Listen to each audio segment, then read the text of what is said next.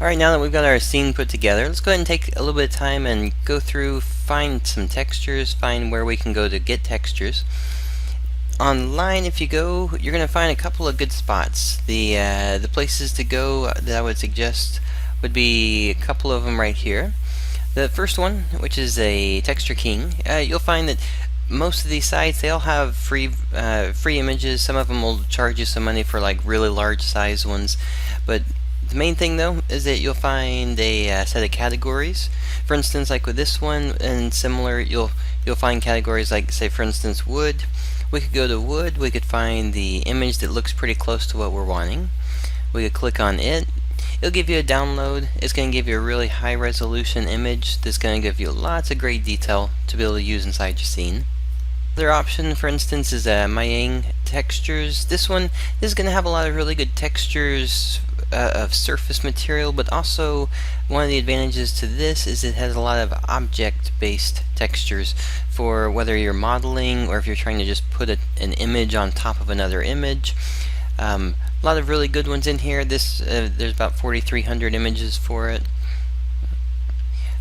Another one is going to be all CG textures, and there's also one called CG textures. Both of them have a lot of great textures. They've got a lot of great images to be able to use. And then another one's going to be Texturefy. This is a really nice one. A lot of great textures as well, just to be able to click in and choose and select things. For instance, the 3D environments, actually they give you the full range so you can use as well, which is really nice for the HDR maps. 4 really good sites. These would be ones I would suggest to you is go to them, go through them, get kind of familiar with what it is they have on their sites, and then also what it is you want to use for your projects. Definitely find something that you want to use. We've got a set of textures we'll be using for our project, but if you find ones that you just really want, then go ahead and download those and use those in the projects along with it.